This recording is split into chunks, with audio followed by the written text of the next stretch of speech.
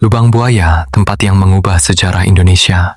Sebelum kita memulai perjalanan sejarah ini, saya mengajak Anda untuk menyimak dokumenter ini hingga selesai. Sebab memahami sejarah bukan hanya tentang mengetahui apa yang pernah terjadi, melainkan juga memahami mengapa sebuah peristiwa mampu mengubah arah perjalanan sebuah bangsa. Akan sangat disayangkan jika kita mengenal Lubang Buaya hanya dari cerita yang beredar, tanpa memahami fakta-fakta sejarah yang melatar belakanginya. Semoga setiap bagian dalam dokumenter ini dapat menambah wawasan, pengetahuan, dan pemahaman kita tentang salah satu peristiwa paling penting sekaligus paling banyak diperdebatkan dalam sejarah Indonesia. Di bagian timur Jakarta, terdapat sebuah kawasan yang setiap tahunnya didatangi oleh pelajar, peneliti, hingga masyarakat umum. Di sana berdiri Monumen Pancasila Sakti, Museum Sejarah, serta sebuah sumur tua yang menjadi simbol dari sebuah tragedi nasional. Kawasan itu dikenal dengan nama Lubang Buaya. Bagi sebagian orang, nama Lubang Buaya segera mengingatkan pada peristiwa Gerakan 30 September dan gugurnya para perwira Angkatan Darat pada awal bulan Oktober tahun 1945. Namun bagi para sejarawan, Lubang Buaya bukan hanya sebuah lokasi bersejarah. Tempat ini juga merupakan ruang yang menyimpan banyak pertanyaan, perdebatan, dan berbagai penafsiran yang terus dikaji hingga sekarang. Selama puluhan tahun, masyarakat Indonesia mengenal kisah Lubang Buaya melalui berbagai sumber. Ada yang mempelajarinya dari buku pelajaran sekolah. Ada yang mengenalnya melalui film dokumenter dan film layar lebar. Ada pula yang memperoleh cerita dari orang tua atau lingkungan sekitarnya. Tidak semua sumber tersebut menyampaikan informasi dengan sudut pandang yang sama. Sebagian menekankan narasi resmi negara pada masanya, sementara penelitian-penelitian yang terbit kemudian menghadirkan temuan serta sudut pandang yang lebih beragam. Karena itulah, dalam dokumenter ini kita akan berusaha memisahkan dengan jelas antara fakta yang dapat dibuktikan melalui dokumen dan penelitian sejarah, dugaan yang masih menjadi perdebatan di kalangan akademisi, serta cerita rakyat yang berkembang di tengah masyarakat. Dengan cara itulah kita dapat memahami Lubang Buaya secara lebih utuh tanpa mengurangi rasa hormat kepada para korban maupun mengabaikan hasil penelitian sejarah. Menariknya, misteri terbesar Lubang Buaya bukanlah kisah-kisah mistis yang sering beredar dari mulut ke mulut. Misteri yang sesungguhnya justru terletak pada berbagai pertanyaan sejarah yang hingga kini belum memperoleh jawaban yang benar-benar disepakati. Siapa yang merencanakan seluruh rangkaian peristiwa itu? Mengapa lokasi ini dipilih? Dan mengapa, setelah puluhan tahun berlalu, masih banyak bagian dari kisah tersebut yang terus diperdebatkan? Semua pertanyaan itu akan kita telusuri secara bertahap.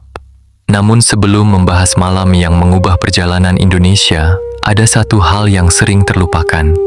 Lubang Buaya telah memiliki sejarah jauh sebelum namanya dikaitkan dengan tragedi nasional. Dahulu kawasan ini hanyalah sebuah daerah di pinggiran Jakarta dengan kehidupan masyarakat yang berjalan sebagaimana biasanya. Lalu, dari mana sebenarnya nama Lubang Buaya berasal? Apakah benar kawasan itu dahulu dihuni banyak buaya, ataukah nama tersebut memiliki asal-usul yang berbeda?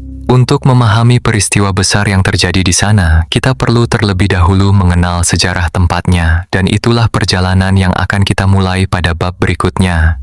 Asal-usul nama Lubang Buaya. Sebelum dikenal sebagai salah satu lokasi paling bersejarah di Indonesia, Lubang Buaya hanyalah sebuah kawasan di pinggiran Jakarta yang dikelilingi lahan pertanian, kebun, rawa, dan saluran-saluran air. Pada masa itu, daerah ini masih jauh dari hiruk-pikuk ibu kota seperti yang kita lihat sekarang. Penduduknya hidup sederhana, sebagian besar menggantungkan kehidupan pada hasil pertanian dan perkebunan. Nama Lubang Buaya ternyata sudah ada jauh sebelum peristiwa Gerakan 30 September terjadi. Ini merupakan fakta sejarah yang dapat ditemukan dalam berbagai catatan mengenai wilayah Jakarta. Artinya, nama tersebut bukan muncul setelah tragedi tahun 1965, melainkan telah lama digunakan oleh masyarakat setempat. Lalu, mengapa kawasan itu dinamakan Lubang Buaya? Hingga hari ini, belum ada satu penjelasan tunggal yang benar-benar dapat dipastikan sebagai asal-usul nama tersebut. Namun terdapat beberapa penjelasan yang paling sering disebut dalam catatan sejarah maupun cerita masyarakat. Pendapat pertama menyebutkan bahwa dahulu kawasan ini dipenuhi rawa dan aliran sungai kecil yang menjadi habitat berbagai satwa liar termasuk buaya. Dalam bahasa masyarakat setempat, kata lubang dapat merujuk pada cekungan, rawa, atau tempat yang menjadi sarang. Karena itulah, wilayah tersebut kemudian dikenal sebagai lubang buaya. Meskipun penjelasan ini cukup populer, bukti tertulis yang benar-benar memastikan keberadaan populasi buaya dalam jumlah besar di kawasan tersebut masih sangat terbatas. Oleh sebab itu, para sejarawan umumnya memandang kisah ini sebagai salah satu kemungkinan, bukan sebagai fakta yang sudah terbukti. Di sisi lain, berkembang pula cerita rakyat yang diwariskan secara lisan dari generasi ke generasi. Dalam kisah tersebut diceritakan bahwa dahulu pernah muncul seekor buaya yang dianggap memiliki ukuran sangat besar dan sering terlihat di sekitar rawa. Kehadiran hewan itu kemudian diyakini menjadi asal mula penamaan wilayah tersebut. Perlu dipahami bahwa kisah ini merupakan bagian dari tradisi lisan masyarakat. Hingga saat ini belum ditemukan bukti sejarah yang dapat membenarkan ataupun membantah cerita tersebut. Karena itu, kisah tersebut lebih tepat dipandang sebagai cerita rakyat yang menjadi bagian dari budaya lokal. Terlepas dari berbagai versi asal-usul namanya, satu hal yang dapat dipastikan adalah bahwa kawasan Lubang Buaya pada masa sebelum tragedi nasional merupakan daerah yang relatif tenang. Hamparan kebun dan pepohonan membuat wilayah ini terasa terpencil dibandingkan pusat kota Jakarta.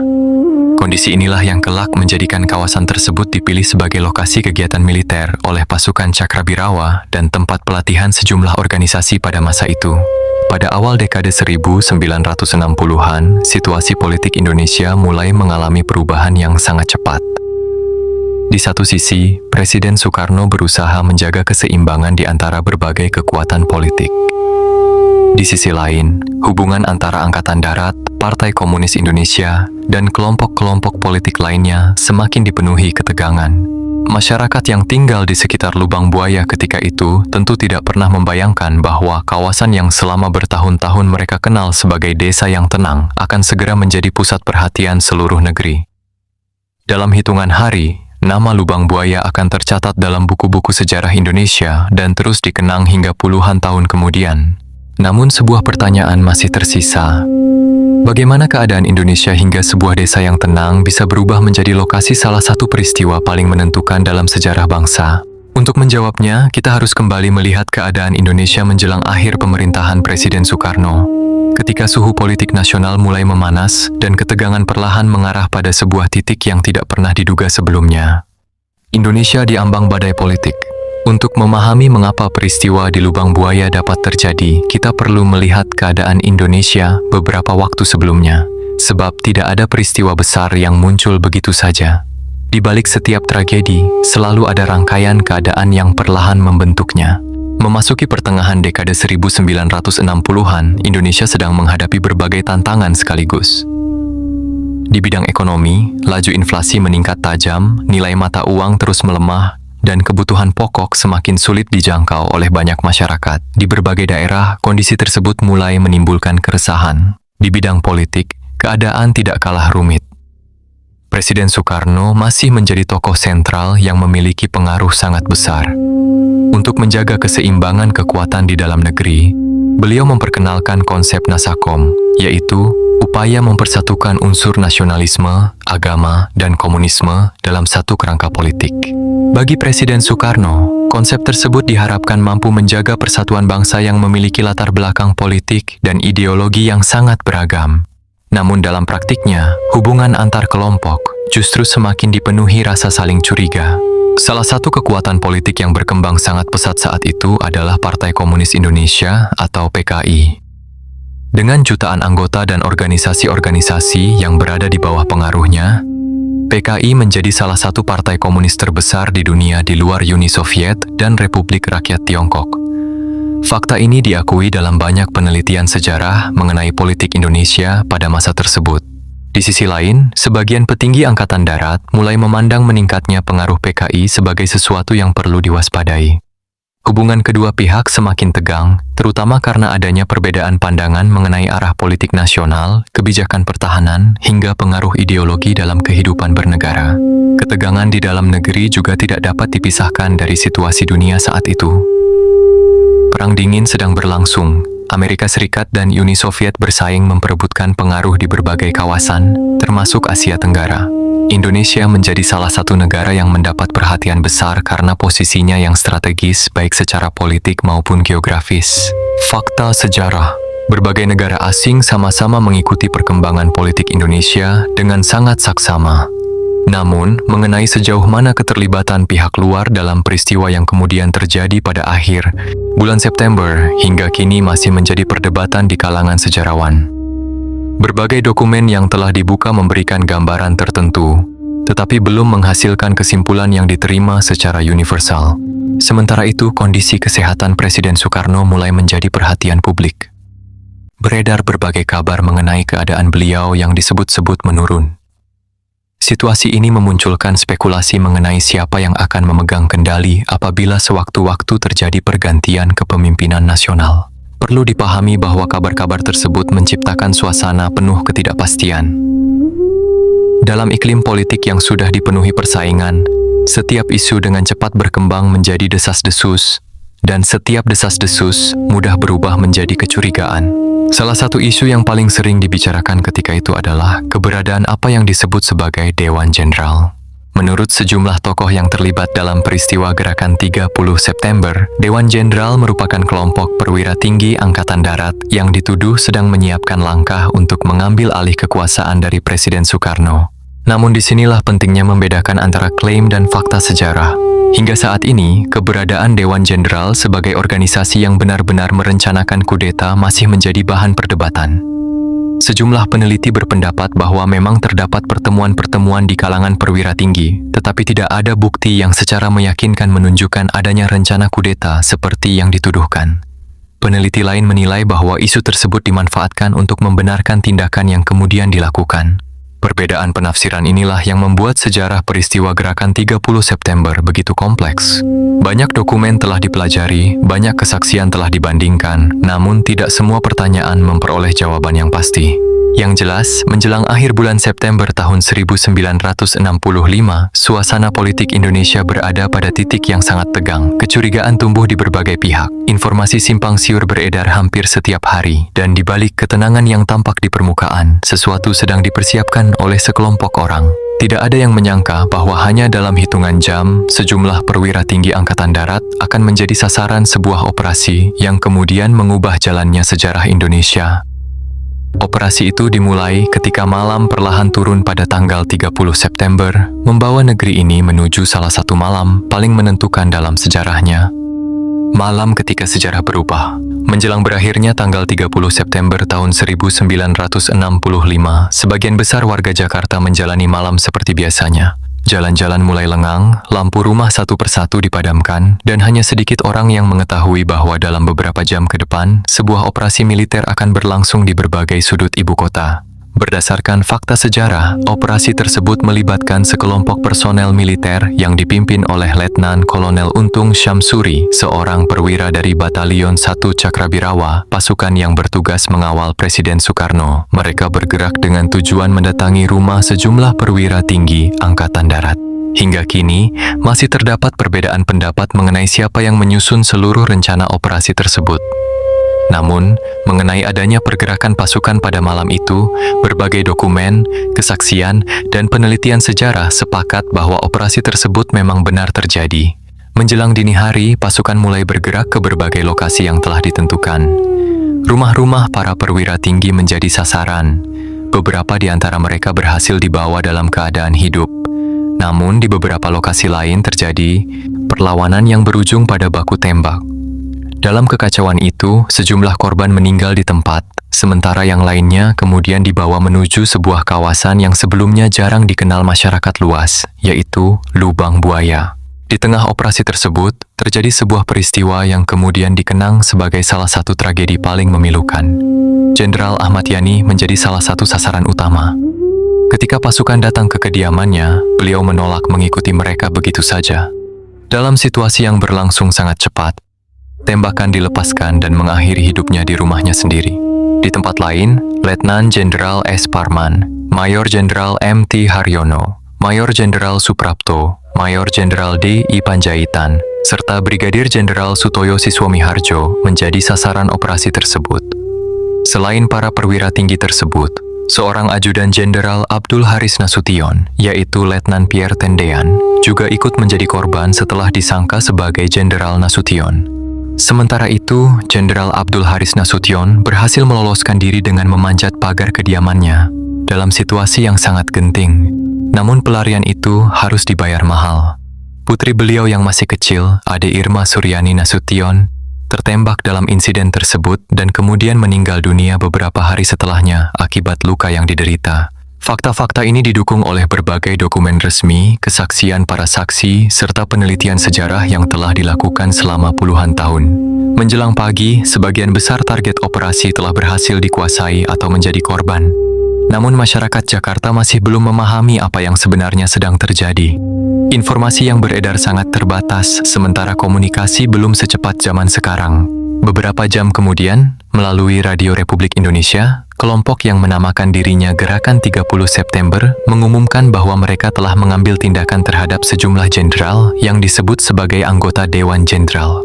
Mereka menyatakan bahwa tindakan tersebut dilakukan untuk melindungi Presiden Soekarno dari ancaman kudeta. Pernyataan itu segera mengejutkan banyak pihak. Namun di saat masyarakat masih berusaha memahami isi pengumuman tersebut, muncul pertanyaan yang jauh lebih mendesak. Di manakah para perwira yang dibawa pergi pada malam itu? Keluarga mereka mulai mencari kabar. Rekan-rekan sesama perwira berusaha mengumpulkan informasi. Sementara pimpinan Angkatan Darat segera mengambil langkah untuk mengetahui apa yang sebenarnya telah terjadi. Semua petunjuk perlahan mengarah ke satu tempat. Sebuah kawasan yang hingga saat itu hanya dikenal sebagai desa yang tenang di pinggiran Jakarta. Lubang Buaya. Di sanalah bab berikutnya akan membawa kita pada salah satu bagian paling penting sekaligus paling sensitif dalam seluruh rangkaian peristiwa ini. Karena dari tempat itulah berbagai fakta, perdebatan, dan misteri mulai bertemu dalam satu titik yang sama. Apa yang terjadi di Lubang Buaya? Ketika matahari mulai terbit pada tanggal 1 Oktober tahun 1965, perhatian masyarakat masih tertuju pada pengumuman yang disiarkan melalui radio. Sebagian orang percaya bahwa telah terjadi upaya penyelamatan terhadap Presiden Soekarno. Sebagian lainnya justru merasa ada sesuatu yang jauh lebih besar sedang berlangsung. Sementara itu, di kawasan Lubang Buaya, aktivitas masih terus berlangsung. Berdasarkan berbagai penelitian sejarah, kawasan ini pada saat itu digunakan sebagai salah satu lokasi latihan oleh unsur pasukan Cakrabirawa serta beberapa organisasi yang berafiliasi dengan Partai Komunis Indonesia seperti Pemuda Rakyat dan Gerwani. Keberadaan kegiatan pelatihan di kawasan tersebut didukung oleh sejumlah kesaksian dan dokumen sejarah. Meskipun rincian mengenai siapa saja yang hadir pada malam itu masih menjadi pembahasan para peneliti. Yang dapat dipastikan adalah para korban yang berhasil dibawa dari Jakarta akhirnya tiba di kawasan Lubang Buaya. Namun apa yang sebenarnya terjadi setelah mereka berada di sana? Inilah bagian yang selama puluhan tahun menjadi salah satu topik paling kontroversial dalam sejarah Indonesia. Selama masa Orde Baru, masyarakat diperkenalkan pada sebuah narasi resmi yang menyatakan bahwa para korban mengalami penyiksaan berat sebelum akhirnya dibunuh. Narasi tersebut disebarluaskan melalui berbagai media, buku pelajaran, hingga film yang setiap tahun diputar menjelang tanggal 30 September. Banyak generasi Indonesia tumbuh dengan gambaran tersebut sebagai sebuah kepastian sejarah.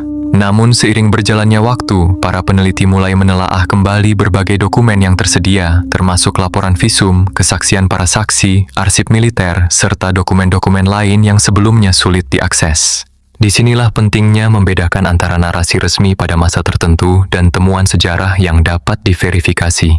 Fakta sejarah menunjukkan bahwa para korban memang meninggal dunia dan jasad mereka kemudian ditemukan di dalam sebuah sumur tua di kawasan Lubang Buaya.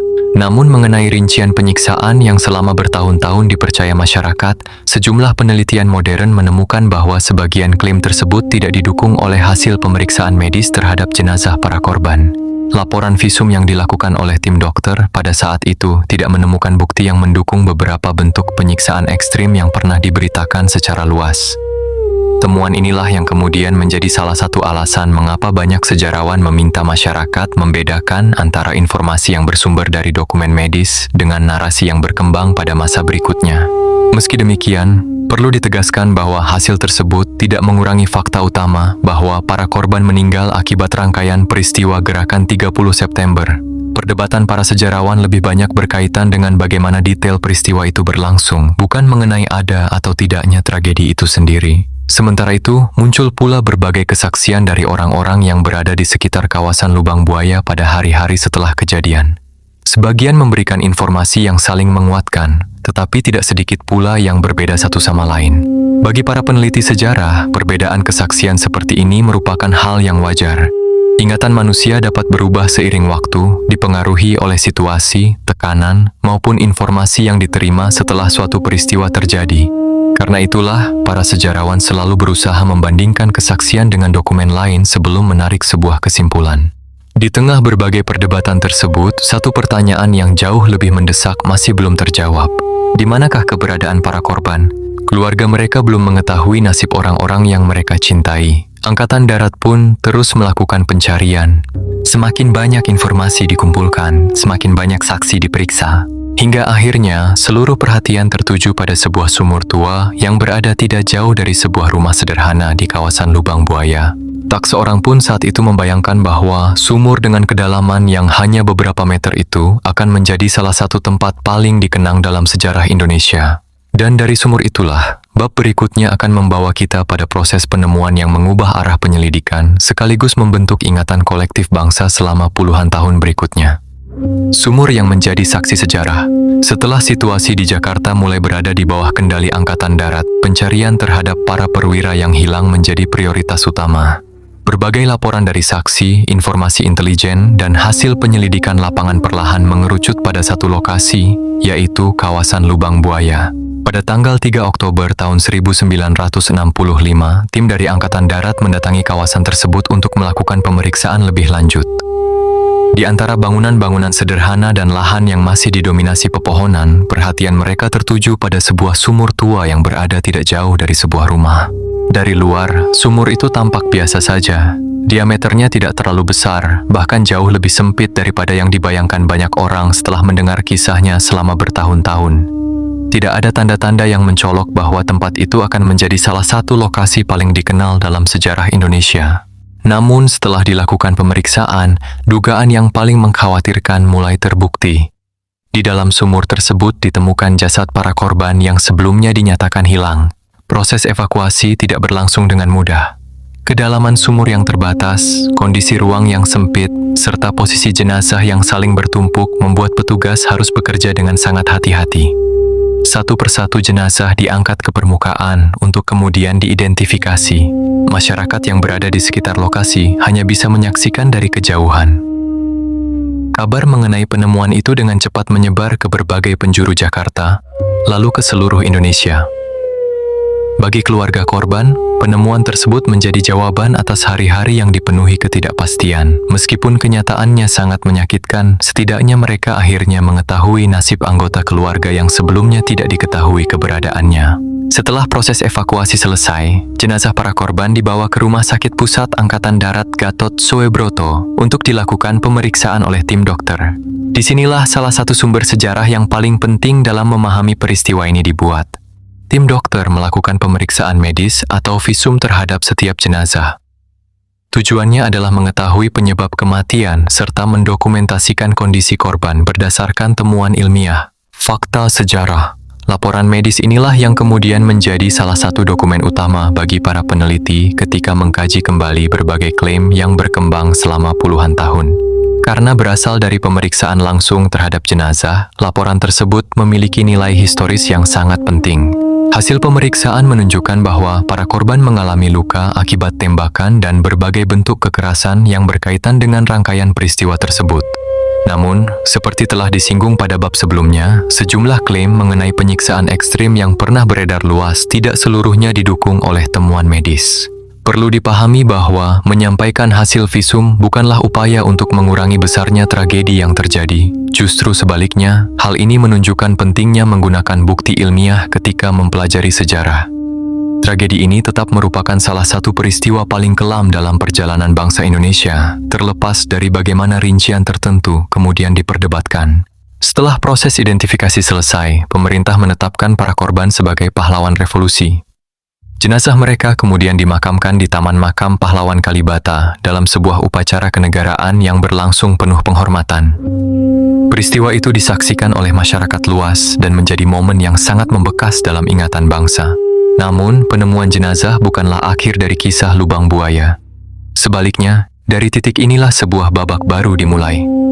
Pertanyaan yang sebelumnya hanya beredar di kalangan militer kini menjadi pertanyaan seluruh rakyat Indonesia. Siapa sebenarnya yang bertanggung jawab atas seluruh rangkaian peristiwa ini? Apakah semua sudah jelas sejak awal atau justru masih ada bagian-bagian yang hingga kini belum sepenuhnya terjawab? Jawaban atas pertanyaan itulah yang kemudian melahirkan berbagai penyelidikan, penelitian, dan perdebatan yang bahkan masih berlangsung hingga hari ini. Siapa dalang di balik peristiwa ini?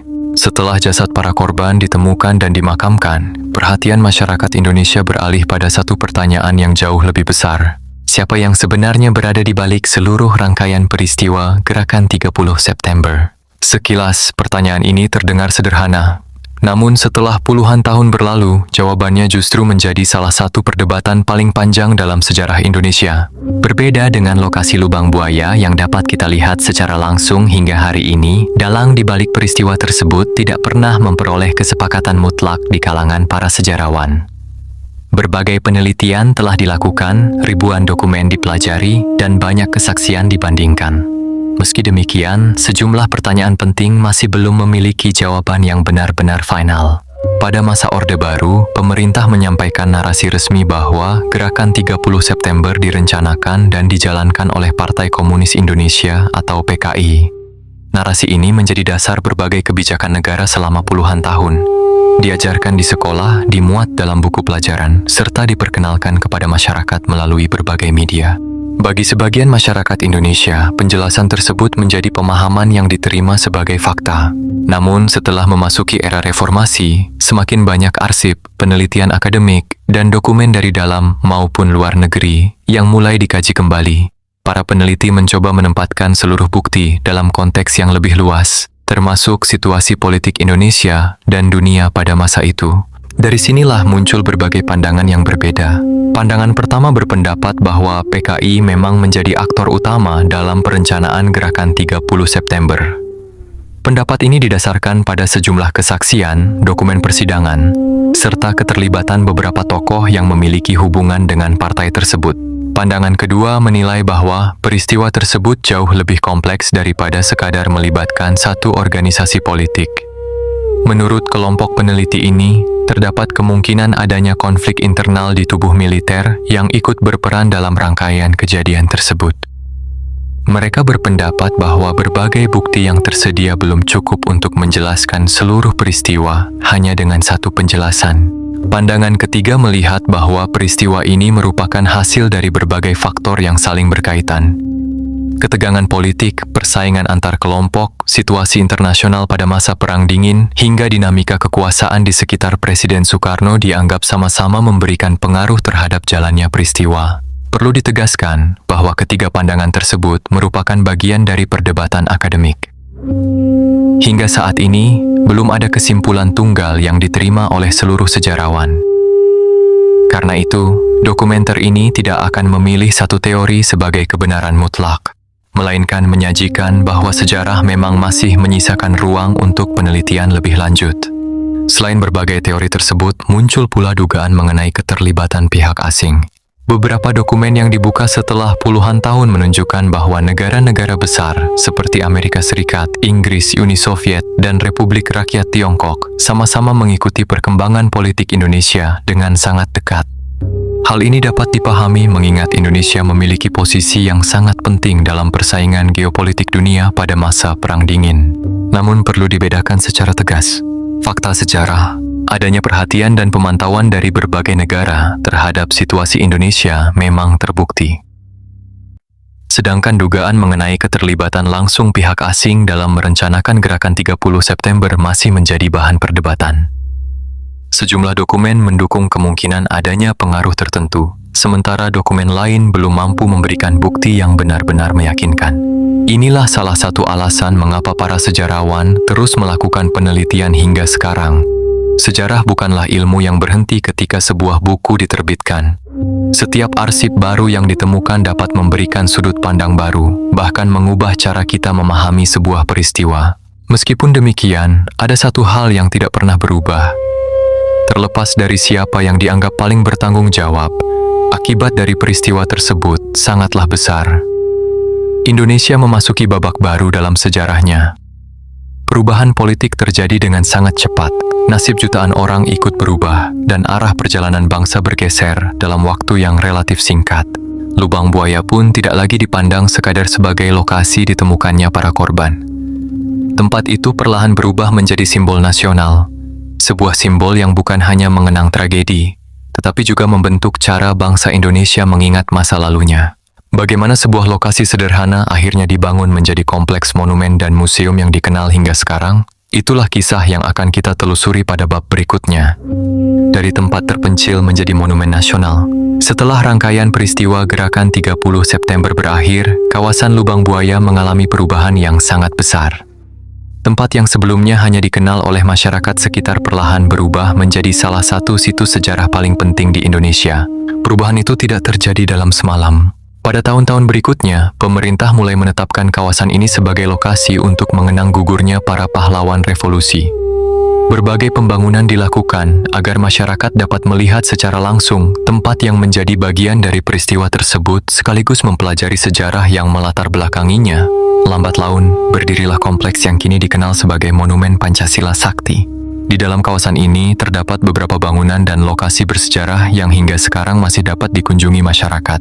Salah satunya adalah sumur tua tempat ditemukannya jasad para korban. Sumur tersebut kemudian dipugar dan dilindungi agar tetap terjaga sebagai bagian dari bukti sejarah. Hingga hari ini, banyak pengunjung berhenti cukup lama di lokasi itu untuk melihat langsung tempat yang selama puluhan tahun hanya mereka kenal melalui buku atau layar televisi. Tidak jauh dari sumur terdapat bangunan yang dikenal sebagai rumah penyiksaan. Disinilah diperlukan penjelasan yang hati-hati. Bangunan tersebut dibangun untuk menggambarkan narasi resmi yang berkembang pada masa Orde Baru mengenai apa yang diyakini terjadi sebelum para korban dibawa ke sumur. Namun, seperti yang telah kita bahas sebelumnya, sejumlah rincian dalam narasi tersebut kemudian menjadi bahan kajian ulang para sejarawan setelah membandingkannya dengan hasil visum dan dokumen sejarah lainnya. Karena itu, ketika mengunjungi bangunan tersebut, penting bagi kita untuk memahaminya sebagai bagian dari sejarah memori nasional, sekaligus menyadari bahwa beberapa aspek narasinya masih menjadi bahan diskusi akademik. Di bagian lain, kawasan monumen berdiri patung-patung para pahlawan revolusi yang menghadap ke arah sumur. Monumen itu dibangun sebagai penghormatan kepada mereka yang gugur dalam peristiwa tersebut. Bagi banyak pengunjung, monumen ini bukan sekadar tempat wisata sejarah. Ia menjadi ruang untuk mengenang sebuah tragedi, memahami perjalanan bangsa, dan melihat bagaimana negara membangun ingatan kolektif terhadap sebuah peristiwa yang sangat menentukan. Di dalam kompleks ini juga terdapat museum yang menyimpan berbagai benda bersejarah. Beberapa di antaranya merupakan kendaraan, pakaian, foto dokumentasi, diorama, hingga berbagai arsip yang berkaitan dengan peristiwa Gerakan 30 September. Melalui diorama-diorama itulah, selama bertahun-tahun masyarakat memperoleh gambaran mengenai kronologi kejadian. Bagi sebagian generasi Indonesia, kunjungan ke Lubang Buaya bahkan menjadi bagian dari kegiatan belajar sejarah ketika masih duduk di bangku sekolah. Namun seiring berkembangnya penelitian sejarah, cara masyarakat memandang museum juga ikut berubah. Museum tidak lagi dipahami hanya sebagai tempat untuk menerima satu versi cerita, tetapi juga sebagai ruang untuk mempelajari bagaimana suatu bangsa membangun ingatan terhadap masa lalunya. Di balik setiap diorama, setiap foto, dan setiap prasasti, tersimpan konteks sejarah yang perlu dipahami secara utuh. Inilah yang membuat Lubang Buaya memiliki kedudukan yang unik. Di satu sisi, kawasan ini merupakan situs sejarah yang didukung oleh berbagai bukti fisik. Di sisi lain, tempat ini juga menjadi simbol bagaimana sejarah dapat dipahami, ditafsirkan, dan diperdebatkan dari waktu ke waktu seiring ditemukannya sumber-sumber baru. Namun menariknya, bukan hanya sejarah yang membuat nama Lubang Buaya terus dikenal hingga sekarang. Di luar kawasan monumen, berkembang pula berbagai kisah yang diceritakan dari generasi ke generasi. Ada yang menganggapnya sebagai pengalaman pribadi. Ada pula yang meyakininya sebagai bagian dari misteri yang menyelimuti tempat tersebut. Apakah kisah-kisah itu memiliki dasar sejarah, ataukah semuanya hanyalah cerita rakyat yang tumbuh karena besarnya tragedi yang pernah terjadi di sana? Pada bab berikutnya, kita akan membahas sisi lain dari Lubang Buaya. Bukan untuk membuktikan apakah cerita-cerita itu benar atau salah, melainkan untuk memahami bagaimana sebuah peristiwa besar dapat melahirkan berbagai kisah yang terus hidup di tengah masyarakat hingga hari ini. Misteri, cerita rakyat, dan jejak yang masih dipercaya. Hingga hari ini, nama Lubang Buaya tidak hanya dikenal karena nilai sejarahnya. Di luar catatan resmi dan penelitian akademik, kawasan ini juga dikelilingi oleh berbagai cerita yang terus hidup di tengah masyarakat. Sebagian kisah disampaikan dari mulut ke mulut oleh warga sekitar. Sebagian lagi muncul melalui pengalaman yang diceritakan oleh pengunjung, petugas, maupun orang-orang yang mengaku pernah berada di kawasan tersebut pada malam hari. Sebelum melanjutkan, penting untuk ditegaskan bahwa bagian ini membahas cerita rakyat dan pengalaman yang tidak dapat diverifikasi sebagai fakta sejarah. Tidak ada bukti ilmiah yang dapat memastikan kebenaran kisah-kisah tersebut. Namun, keberadaannya merupakan bagian dari budaya lisan yang berkembang di masyarakat dan menjadi alasan mengapa nama Lubang Buaya masih sering dikaitkan dengan unsur misteri. Salah satu cerita yang paling sering terdengar adalah mengenai suara-suara yang disebut berasal dari sekitar kawasan sumur tua ketika malam telah larut. Ada yang mengaku mendengar langkah kaki, percakapan yang samar, atau suara tangisan dari arah kompleks monumen. Namun hingga saat ini, tidak ada penelitian yang dapat membuktikan bahwa suara-suara tersebut berasal dari sesuatu yang bersifat supranatural. Banyak ahli berpendapat bahwa suasana yang sunyi, faktor psikologis, serta pengetahuan seseorang mengenai sejarah tragis tempat itu dapat memengaruhi cara seseorang merasakan lingkungan di sekitarnya. Cerita lain menyebutkan adanya penampakan sosok berpakaian militer yang sesekali terlihat berjalan di sekitar kawasan monumen. Versi ceritanya sangat beragam. Ada yang mengatakan sosok itu hanya tampak sekilas, ada pula yang mengaku melihatnya menghilang begitu saja. Sekali lagi, kisah-kisah tersebut tidak memiliki bukti sejarah maupun bukti ilmiah yang dapat memastikannya. Cerita itu lebih tepat dipandang sebagai bagian dari folklore modern yang tumbuh di sekitar lokasi bersejarah. Menariknya, fenomena seperti ini tidak hanya terjadi di Lubang Buaya. Di berbagai negara, lokasi yang pernah menjadi saksi tragedi besar seringkali melahirkan cerita serupa. Medan perang, bekas penjara, benteng tua, hingga kawasan yang pernah mengalami bencana juga kerap memiliki kisah-kisah yang berkembang dari generasi ke generasi. Bagi para ahli budaya, hal tersebut merupakan cara masyarakat mengingat sebuah peristiwa yang meninggalkan kesan mendalam. Karena itu, munculnya berbagai cerita misteri di Lubang Buaya tidak serta-merta dapat dijadikan bukti adanya peristiwa supranatural. Yang dapat dipastikan adalah bahwa tragedi yang pernah terjadi di tempat itu meninggalkan bekas yang sangat kuat dalam ingatan masyarakat. Selain cerita mengenai penampakan, berkembang pula berbagai kisah yang mengaitkan asal-usul nama Lubang Buaya dengan unsur gaib. Ada yang percaya bahwa kawasan tersebut dijaga oleh makhluk tertentu sejak sebelum tragedi terjadi. Ada pula yang menghubungkannya dengan legenda buaya yang telah lama menjadi bagian dari cerita masyarakat setempat. Perlu diingat, kisah-kisah tersebut merupakan cerita rakyat. Hingga kini tidak ditemukan bukti sejarah yang dapat mendukung kebenarannya. Namun, sebagai bagian dari tradisi lisan, cerita-cerita itu menunjukkan bagaimana masyarakat berusaha memberi makna terhadap sebuah tempat yang memiliki sejarah sangat kelam. Barangkali disinilah letak misteri yang sesungguhnya. Bukan karena adanya kisah penampakan atau cerita gaib, melainkan karena sebuah lokasi kecil mampu menyimpan begitu banyak lapisan cerita. Ada sejarah yang didukung oleh dokumen, ada perdebatan yang masih diteliti oleh para akademisi, dan ada pula cerita rakyat yang terus hidup di tengah masyarakat sebagai bagian dari warisan budaya lisan. Semuanya hadir berdampingan, namun sebagai pencinta sejarah, tugas kita adalah mampu membedakan mana yang dapat dibuktikan, mana yang masih diperdebatkan, dan mana yang merupakan kepercayaan masyarakat. Dengan cara itulah kita dapat menghormati sejarah tanpa kehilangan sikap kritis. Lalu, setelah lebih dari setengah abad berlalu, bagaimana para sejarawan memandang Lubang Buaya pada masa kini? Apakah masih ada temuan-temuan baru yang mengubah cara kita memahami peristiwa ini? Jawabannya akan kita bahas pada bab berikutnya. Ketika penelitian modern mulai membuka kembali lembaran sejarah yang selama puluhan tahun menjadi bahan diskusi, baik di Indonesia maupun di dunia internasional. Ketika sejarah terus diteliti, lebih dari setengah abad telah berlalu sejak peristiwa di Lubang Buaya mengguncang Indonesia. Banyak pelaku utama telah tiada, saksi-saksi mata semakin sedikit, dan waktu terus berjalan. Namun bagi para sejarawan, berlalunya waktu bukan berarti penelitian harus berhenti. Justru sebaliknya, semakin banyak arsip yang dibuka, semakin banyak pula kesempatan untuk memahami peristiwa ini dari sudut pandang yang lebih luas. Pada masa setelah reformasi, berbagai dokumen yang sebelumnya sulit diakses mulai dipelajari kembali. Arsip pemerintah, catatan militer, laporan diplomatik dari berbagai negara, hingga hasil penelitian akademik dibandingkan satu sama lain untuk memperoleh gambaran yang lebih utuh mengenai apa yang sebenarnya terjadi menjelang dan sesudah Gerakan 30 September.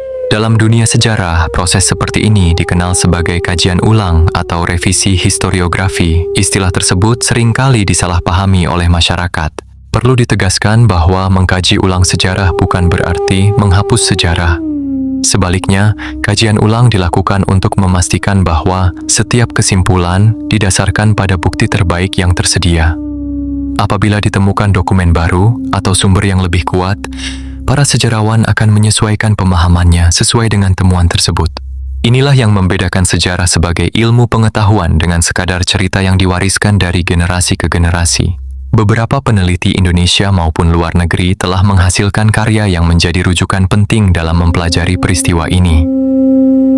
Meskipun mereka memiliki kesimpulan yang tidak selalu sama, hampir semuanya sepakat bahwa Gerakan 30 September merupakan peristiwa yang sangat kompleks dan tidak dapat dijelaskan hanya dari satu sudut pandang. Ada penelitian yang lebih menitik beratkan pada konflik politik di dalam negeri. Ada yang menyoroti dinamika di tubuh militer. Ada pula yang menghubungkannya dengan situasi perang dingin yang sedang berlangsung di tingkat internasional. Perbedaan pandangan tersebut bukan berarti salah satu pasti benar dan yang lain pasti keliru. Dalam penelitian sejarah, perbedaan interpretasi merupakan hal yang wajar selama didukung oleh argumentasi serta sumber yang dapat dipertanggungjawabkan.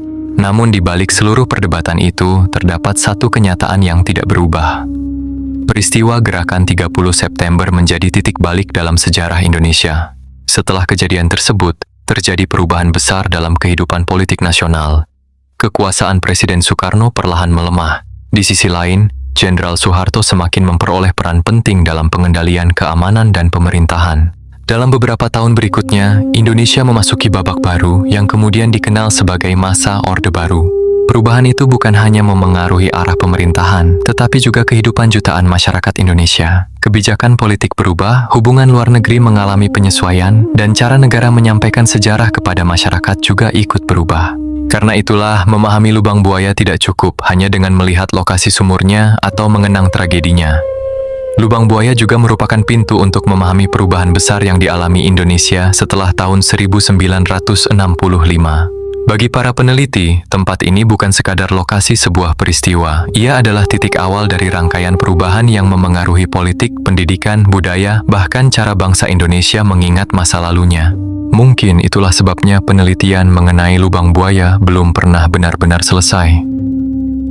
Selama masih ada arsip yang belum dipelajari, selama masih ada sumber yang belum dibandingkan, dan selama masih ada pertanyaan yang belum terjawab, sejarah akan terus diteliti. Namun setelah semua pembahasan mengenai fakta, perdebatan, dan penelitian tersebut, masih ada satu pertanyaan yang layak kita renungkan. Apa makna lubang buaya bagi Indonesia pada hari ini? Apakah tempat itu hanya menjadi pengingat sebuah tragedi masa lalu, atau justru menjadi pelajaran yang tetap relevan bagi generasi sekarang dan generasi yang akan datang? Pertanyaan itulah yang akan mengantarkan kita menuju bagian penutup dokumenter ini. Jejak sejarah yang tidak boleh dilupakan. Pada akhirnya, lubang buaya adalah lebih dari sekadar sebuah nama di peta Jakarta. Tempat ini menjadi saksi bisu dari salah satu peristiwa paling menentukan dalam sejarah Indonesia. Sebuah lokasi yang mengingatkan kita bahwa dalam perjalanan sebuah bangsa, selalu ada masa-masa yang dipenuhi harapan, ketegangan, pengorbanan, dan juga luka yang membekas hingga puluhan tahun kemudian. Dalam dokumenter ini, kita telah menelusuri bagaimana lubang buaya memiliki sejarah jauh sebelum peristiwa Gerakan 30 September. Kita melihat bagaimana situasi politik Indonesia perlahan memanas, bagaimana operasi pada malam yang menentukan itu berlangsung, bagaimana para korban akhirnya ditemukan, hingga bagaimana berbagai penelitian terus dilakukan untuk memahami peristiwa tersebut secara lebih utuh. Kita juga belajar bahwa sejarah tidak selalu sesederhana hitam dan putih. Ada fakta yang dapat dibuktikan melalui dokumen, arsip, dan pemeriksaan ilmiah. Ada pula perdebatan yang masih berlangsung di kalangan para sejarawan karena bukti yang tersedia belum mampu memberikan jawaban yang benar-benar pasti. Sementara itu, di tengah masyarakat berkembang berbagai cerita rakyat dan kisah misteri yang menjadi bagian dari budaya lisan. Cerita-cerita tersebut memiliki nilai budaya, tetapi tidak boleh disamakan dengan fakta sejarah yang dapat dipertanggungjawabkan. Memahami perbedaan itulah yang menjadi salah satu tujuan utama dokumenter ini. Sejarah bukanlah alat untuk menumbuhkan kebencian kepada generasi yang hidup hari ini. Sejarah adalah jendela untuk memahami bagaimana keputusan-keputusan besar pada masa lalu dapat memengaruhi kehidupan jutaan manusia di masa depan. Karena itulah, semakin banyak kita belajar dari sejarah, semakin besar pula kesempatan kita untuk menghindari kesalahan yang sama. Lubang Buaya akan selalu menjadi bagian dari perjalanan bangsa Indonesia, bukan karena misterinya semata, bukan pula karena berbagai perdebatan yang masih berlangsung, melainkan karena tempat ini mengingatkan kita bahwa sebuah bangsa hanya dapat melangkah maju apabila berani mempelajari masa lalunya dengan jujur, kritis, dan penuh rasa hormat kepada semua yang menjadi bagian dari sejarah tersebut. Semoga penelitian akan terus berkembang, arsip-arsip baru dapat terus dipelajari, dan generasi mendatang semakin mampu memahami peristiwa ini berdasarkan bukti, bukan sekadar asumsi atau cerita yang diwariskan tanpa proses penelaahan. Demikianlah dokumenter tentang Lubang Buaya, sebuah tempat yang hingga hari ini tetap menjadi simbol sejarah, ruang penelitian, sekaligus pengingat bahwa masa lalu seringkali jauh lebih kompleks daripada yang terlihat di permukaan. Terima kasih telah menyimak dokumenter ini hingga selesai. Semoga perjalanan sejarah yang telah kita telusuri bersama hari ini dapat menambah wawasan, pengetahuan, dan pemahaman kita tentang salah satu peristiwa paling penting dalam sejarah Indonesia. Sampai jumpa di dokumenter sejarah berikutnya.